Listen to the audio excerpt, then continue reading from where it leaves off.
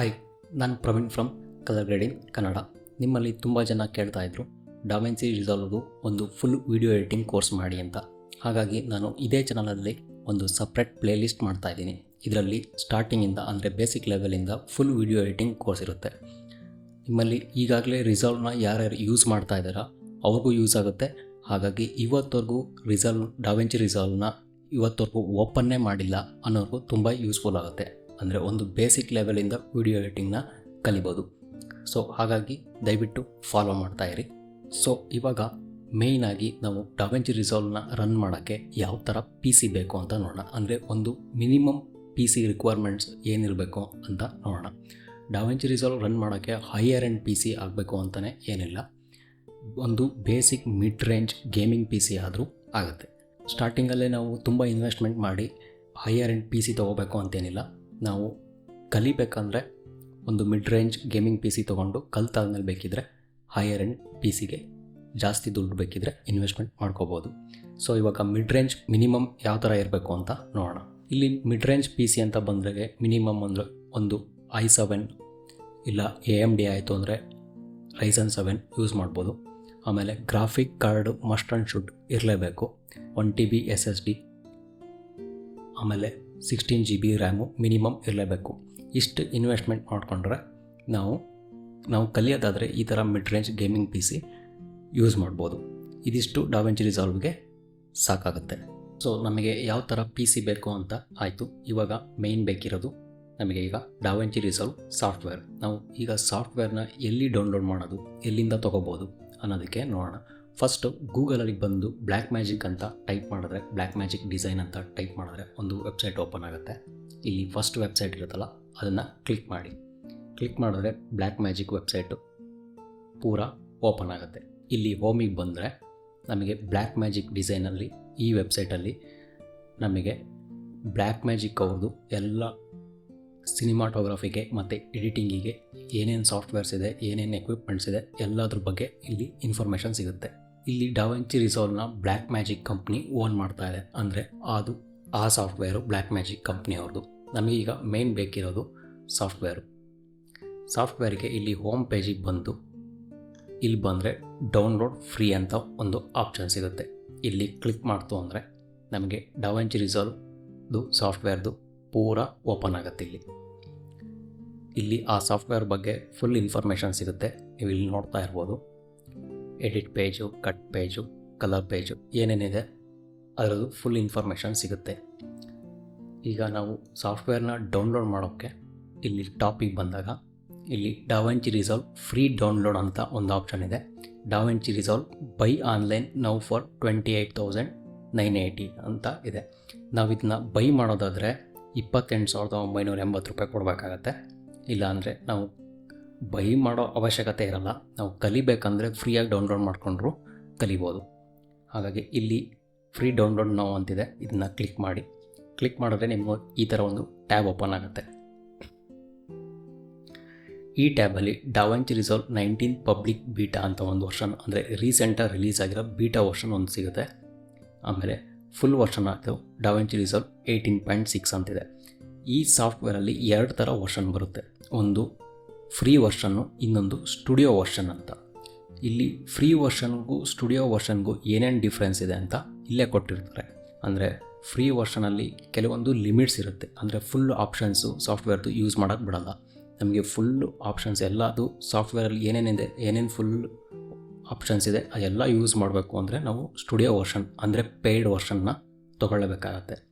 ಇಲ್ಲಿ ನೋಡ್ತಿದ್ದೀರಲ್ಲ ಸ್ಟುಡಿಯೋ ವರ್ಷನಲ್ಲಿ ಏನೇನು ಆಪ್ಷನ್ಸ್ ಸಿಗುತ್ತೆ ಅಂತ. ಇಲ್ಲಿ AI ರೀಜನ್ ಟ್ರ್ಯಾಕಿಂಗ್, ಸ್ಟೆರೋಸ್ಕೋಪಿಕ್ ಟೂಲ್ಸ್ ಮತ್ತು ಫೇರ್ ರೇಟಲ್ಲಿ ತುಂಬ ಆಪ್ಷನ್ಸ್ಗಳು. ಆಮೇಲೆ HDR ಗ್ರೇಡಿಂಗ್ ಮಾಡೋಕ್ಕೆ ಎಲ್ಲ ಫುಲ್ ಆಪ್ಷನ್ಸ್ ಸಿಗುತ್ತೆ. ಕೆಲವೊಂದು ಆಪ್ಷನ್ಸು ಫ್ರೀ ವರ್ಷನಲ್ಲಿ ಬ್ಲಾಕ್ ಮಾಡಿರ್ತಾರೆ.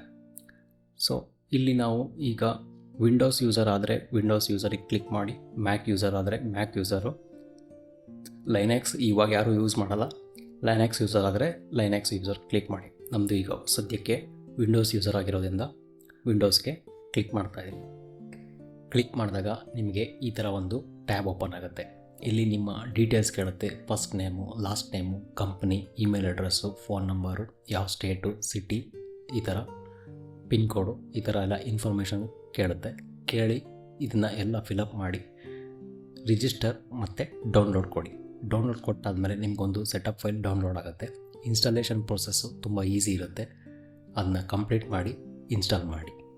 ಸೊ ನೀವು ಡಾವಿಂಚಿ ರಿಸಾಲ್ವ್ನ ಇನ್ಸ್ಟಾಲ್ ಮಾಡಿ ಡಬಲ್ ಕ್ಲಿಕ್ ಮಾಡಿ ಓಪನ್ ಮಾಡಾದಮೇಲೆ ಈ ಥರ ಸಾಫ್ಟ್ವೇರ್ ಓಪನ್ ಮಾಡೋಕ್ಕೂ ಮುಂಚೆ ಈ ಥರ ನಿಮಗೆ ಒಂದು ಟ್ಯಾಬ್ ಕಾಣಿಸುತ್ತೆ. ಇದು ಪ್ರಾಜೆಕ್ಟ್ ಮ್ಯಾನೇಜರ್ ಟ್ಯಾಬ್. ಇದು ಈಗಾಗಲೇ ಡಾವಿಂಚಿ ರಿಸಾಲ್ವ್ನ ಯೂಸ್ ಮಾಡ್ತಿರೋರಿಗೆ ಇದು ಏನು ಅಂತ ಗೊತ್ತಿರುತ್ತೆ. ಫಸ್ಟ್ ಟೈಮ್ ಯಾರು ಯೂಸ್ ಮಾಡ್ತಿದ್ದೀರಾ ಅವ್ರಿಗೆ ಇದು ತುಂಬ ಇಂಪಾರ್ಟೆಂಟು. ಪ್ರಾಜೆಕ್ಟ್ ಮ್ಯಾನೇಜರ್ ಟ್ಯಾಬ್ ಇದ್ರದ್ದು ಇಂಟರ್ಫೇಸ್ ನೋಡೋದಾದರೆ ನಿಮಗೆ ಸ್ಟಾರ್ಟಿಂಗ್ ಓಪನ್ ಮಾಡಿದಾಗ ಈ ಥರ ಎಲ್ಲ ಬರೋಲ್ಲ, ಅಂದರೆ ಇಷ್ಟೊಂದು ಪ್ರಾಜೆಕ್ಟ್ಸ್ ಎಲ್ಲ ಬರೋಲ್ಲ. ನಿಮಗೆ ಇದೊಂದೇ ಐಕನ್ ಬಂದಿರುತ್ತೆ, ಅಂದರೆ ಅನ್ಟೈಟಲ್ಡ್ ಪ್ರಾಜೆಕ್ಟ್ ಅಂತ ಒಂದು ಐಕನ್ ಬಂದಿರುತ್ತೆ. ಈ ಟ್ಯಾಬ್ನ ಬೇಕಿದ್ರೆ ನಾವು ಈ ಥರ ದೊಡ್ಡದು ಚಿಕ್ಕದು ಬೇಕಿರೋ ಮಾಡ್ಕೋಬೋದು.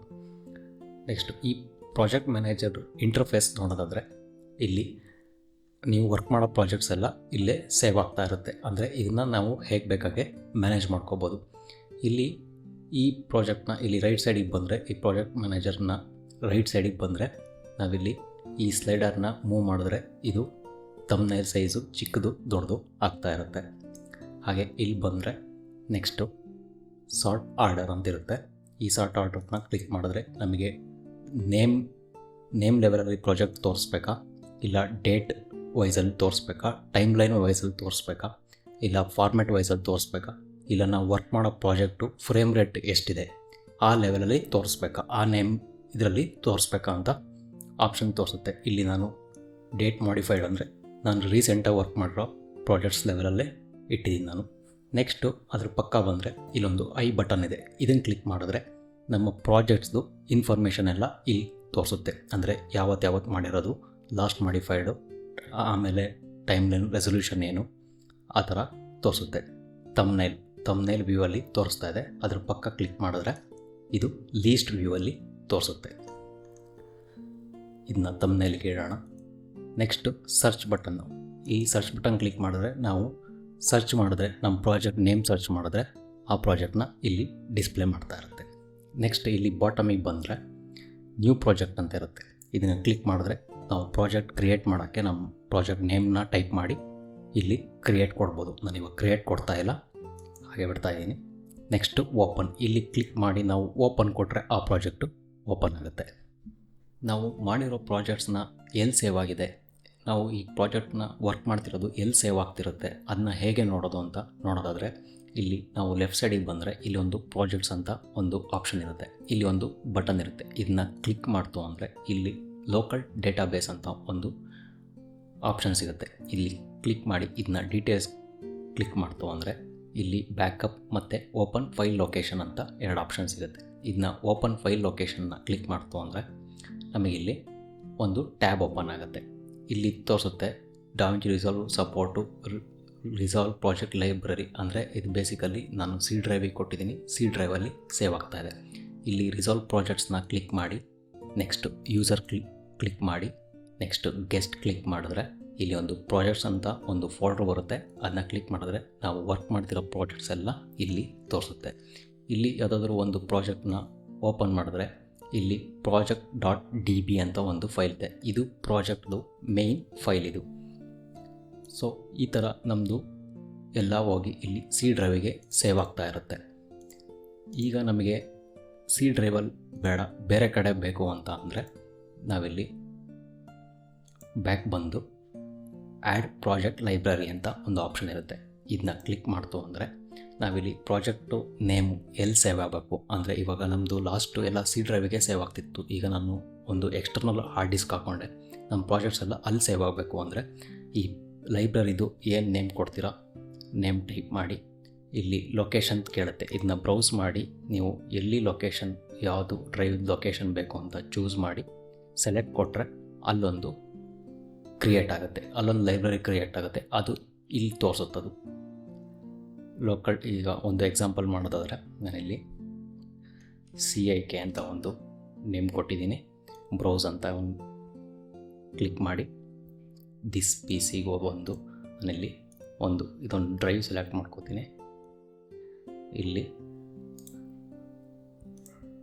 ಒಂದು ಫೋಲ್ಡ್ರು ಮಾಡ್ತೀನಿ DBR ಅಂತ, DBR1 ಅಂತ. ಈ ಫೋಟೋನ ಸೆಲೆಕ್ಟ್ ಮಾಡ್ಕೊತೀನಿ. ಸೆಲೆಕ್ಟ್ ಮಾಡಿ ಕ್ರಿಯೇಟ್ ಕೊಡ್ತೀನಿ. ಕ್ರಿಯೇಟ್ ಕೊಟ್ಟಾಗ ನನಗೆ ಇಲ್ಲಿ ಒಂದು ಲೋಕಲ್ ಡೇಟಾಬೇಸ್ ಅಂದರೆ ನಮ್ಮದು ಡಿಫಾಲ್ಟಲ್ಲಿ ಸಿ ಡ್ರೈವಿಗೆ ಸೇವ್ ಆಗ್ತಾಯಿತ್ತು. ಈಗ ನಂದು CIK ಅಂತ ಇನ್ನೊಂದು ಡೇಟಾಬೇಸು ಕ್ರಿಯೇಟ್ ಆಗಿದೆ. ಅಂದರೆ ಇದೊಂದು ಪ್ರಾಜೆಕ್ಟ್ ಲೈಬ್ರರಿ ಥರ. ಈಗ ನಾನು ಇಲ್ಲಿ ಏನೇ ಪ್ರಾಜೆಕ್ಟ್ ವರ್ಕ್ ಮಾಡಿದ್ರು ನನ್ನ ಪ್ರಾಜೆಕ್ಟ್ಸ್ ಎಲ್ಲ ಹೋಗಿ ಅಲ್ಲಿ ಸೇವ್ ಆಗ್ತಾ ಇರುತ್ತೆ. ಸೊ ನಾವಿಲ್ಲಿ ಪ್ರಾಜೆಕ್ಟ್ ಮ್ಯಾನೇಜರ್ ಹೇಗೆ ವರ್ಕ್ ಆಗುತ್ತೆ ಅಂತ ನೋಡಿದ್ವಿ.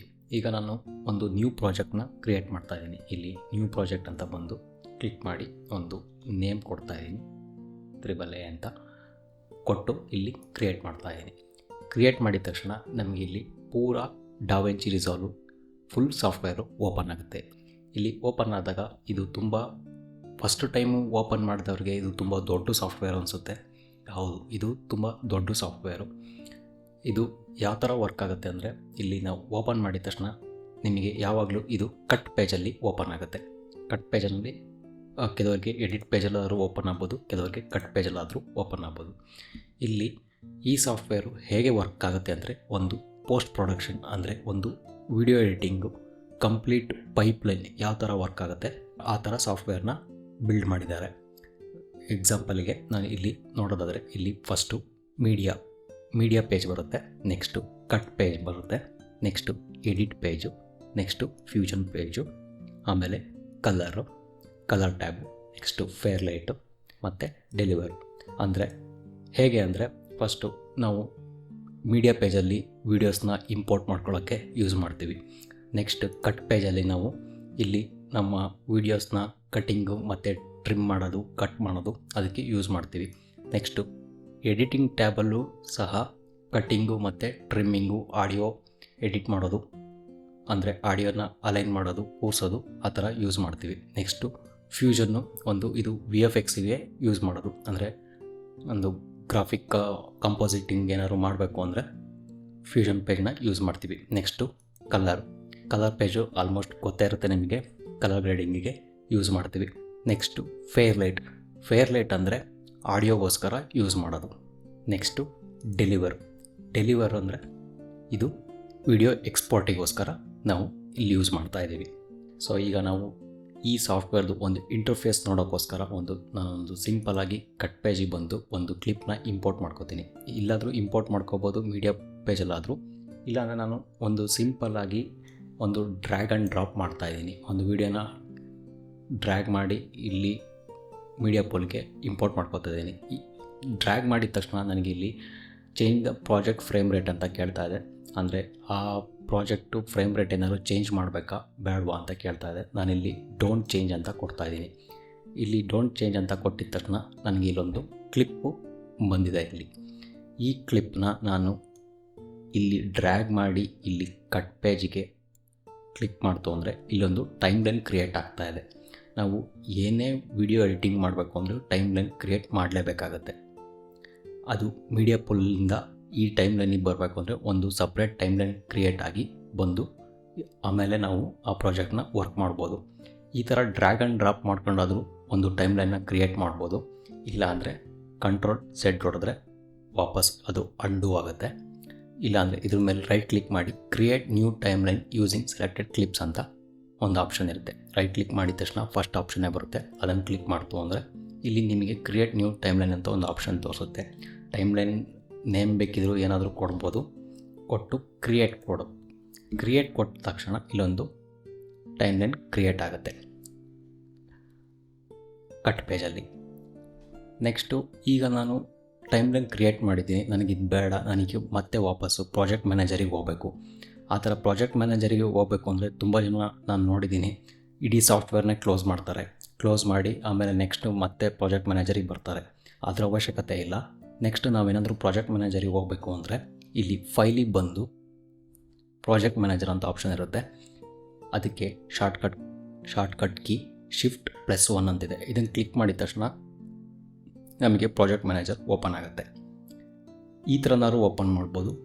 ನೆಕ್ಸ್ಟ್ ಇಲ್ಲಿ ರೈಟ್ ಸೈಡಲ್ಲಿ ಬಾಟಮಲ್ಲಿ ಹೋಮ್ ಬಟನ್ ಇದೆ. ಇದನ್ನು ಕ್ಲಿಕ್ ಮಾಡಿದ್ರು ಇಲ್ಲಿ ಪ್ರಾಜೆಕ್ಟ್ ಮ್ಯಾನೇಜರ್ ಓಪನ್ ಆಗುತ್ತೆ. ಈ ಥರನಾದ್ರು ಓಪನ್ ಮಾಡ್ಬೋದು. ಟೈಮ್ ಲೈನ್ ಕ್ರಿಯೇಟ್ ಆಗಿದೆ. ಇಲ್ಲಿ ನಾನು ನೆಕ್ಸ್ಟು ಕಟ್ ಪೇಜಲ್ಲಿ ಇದು ಇವಾಗ ಪೈಪ್ಲೈನು ಹೇಗೆ ವರ್ಕ್ ಆಗುತ್ತೆ ಅಂತ ನೋಡೋಣ. ಈಗ ನಾನು media page, cut page, edit page, ಇದು full Premiere Pro. Premiere Pro ಅಲ್ಲಿ ಏನಿದೆ ಸೇಮು ಅದು ಡಾವಿಂಚಿ ರಿಸಾಲ್ವಲ್ಲೂ ಅದೇ ಇರುತ್ತೆ. ಫ್ಯೂಷನ್ ಪೇಜು ಪ್ರೀಮಿಯರಲ್ಲಿ ವರ್ಕ್ ಮಾಡಿದ್ರೆ ನಾವು ಆಫ್ಟರ್ ಎಫೆಕ್ಟ್ಸ್ಗೆ ಜಂಪ್ ಆಗಬೇಕಾಗತ್ತೆ. ಆದರೆ ಇಲ್ಲ, ಆ ಥರ ಅಲ್ಲ. ನಾವು ಈ ಟೈಮ್ಲೈನಲ್ಲಿ ಇರೋ ಕ್ಲಿಪ್ಪನ್ನೇ ನೆಕ್ಸ್ಟು ನಾವು ಫ್ಯೂಷನ್ ಪೇಜ್ಗೂ ತೊಗೊಬೋದು. ಅಂದರೆ VFX ಕಂಪೋಸಿಟಿಂಗ್ ಏನಾದರೂ ಮಾಡಬೇಕು, ನಾವು ಗ್ರಾಫಿಕ್ ಡಿಸೈನ್ ಏನಾದರೂ ಮಾಡಬೇಕು ಅಂತ ಆದರೆ ನಾವು ಪ್ರೀಮಿಯರಲ್ಲಿ ಆಫ್ಟರ್ ಎಫೆಕ್ಟ್ಸ್ಗೆ ಜಂಪ್ ಆಗಬೇಕಾಗಿತ್ತು. ಆದರೆ ಡಾವಿಂಚಿ ರಿಸಾಲ್ವಲ್ಲಿ ಆ ಥರ ಆಗಲ್ಲ. ನಾವು ಇಲ್ಲಿ ಏನು ಎಡಿಟ್ ಮಾಡ್ತೀವಿ ಅದೇ ಕ್ಲಿಪ್ಪು ನಮಗೆ ನೆಕ್ಸ್ಟು ಫ್ಯೂಷನ್ ಪೇಜ್ಗೂ ಅದೇ ಕ್ಲಿಪ್ ಬರುತ್ತೆ. ನಾವಲ್ಲಿ ಆಫ್ಟರ್ ಎಫೆಕ್ಟ್ಸಲ್ಲಿ ಎಡಿಟ್ ಮಾಡಿಕೊಂಡು ನಾವು ಮತ್ತೆ ಎಕ್ಸ್ಟ್ರಾ ಲುಮಿಟ್ರಿ ಕಲರ್ ಪ್ಯಾನೆಲ್ಗೆ ಹಾಕ್ಕೊಂಡು ಕಲರ್ ಗ್ರೇಡ್ ಮಾಡಬೇಕಾಗೋದು. ಆದರೆ ಇಲ್ಲಿ ಆ ಥರ ಆಗಲ್ಲ. ನಾವು ನೆಕ್ಸ್ಟು ಇದೇ ಕ್ಲಿಪ್ನ ನಾವು ನೆಕ್ಸ್ಟು ಕಲರ್ ಪೇಜ್ಗೂ ತೊಗೊಬರ್ಬೋದು. ಅಂದರೆ ಒಂದು ಪೈಪ್ಲೈನಲ್ಲಿ ಕಂಪ್ಲೀಟ್ ಎಲ್ಲ ಎಡಿಟಿಂಗ್ ಮಾಡ್ಬೋದು. ಈ ಕ್ಲಿಪ್ಪಲ್ಲಿ ಸೌಂಡ್ ಇಲ್ಲ. ಸೌಂಡ್ ಏನಾದ್ರು ಇತ್ತು ಅಂದಿದ್ರೆ ಫೇರ್ಲೈಟಿಗೆ ತೊಗೊಂಬಂದು ನಾವು ಫೇರ್ಲೈಟಲ್ಲಿ ಸೌಂಡ್ ಎಡಿಟಿಂಗು, ಸೌಂಡ್ ಡಿಸೈನಿಂಗು ಏನು ಬೇಕಿದ್ರೂ ಮಾಡ್ಬೋದು. ಸೌಂಡ್ ಡಿಸೈನಿಂಗ್ ಆಗಿದ ತಕ್ಷಣ ನೆಕ್ಸ್ಟ್ ಇದೇ ಕ್ಲಿಪ್ನ ಈ ಟೈಮ್ ಲೈನ್ನ ನಾವು ನೆಕ್ಸ್ಟು ಡೆಲಿವರ್ ಮಾಡ್ಬೋದು, ಅಂದರೆ ಎಕ್ಸ್ಪೋರ್ಟ್ ಮಾಡ್ಬೋದು. ಇಲ್ಲಿ ಎಕ್ಸ್ಪೋರ್ಟಿಂಗ್ ಸೆಟ್ಟಿಂಗ್ಸ್ ಇದೆ. ಆ ಸೆಟ್ಟಿಂಗ್ಸ್ನ ಚೂಸ್ ಮಾಡಿಕೊಂಡು ನಾವು ರೆಂಡರ್ ಮಾಡ್ಬೋದು. ಸೊ ನೋಡಿದ್ವಲ್ಲ, ನಾವೀಗ ಡಾವಿಂಚಿ ರಿಸಾಲ್ವ್ ಸಾಫ್ಟ್ವೇರ್ ಇಂಟರ್ಫೇಸ್ ಹೇಗಿದೆ ಅಂತ, ಹಾಗೆ ಪ್ರಾಜೆಕ್ಟ್ ಮ್ಯಾನೇಜರ್ನ ಹೇಗೆ ಯೂಸ್ ಮಾಡ್ಬೋದು ಅಂತ ನೋಡಿದ್ವಿ.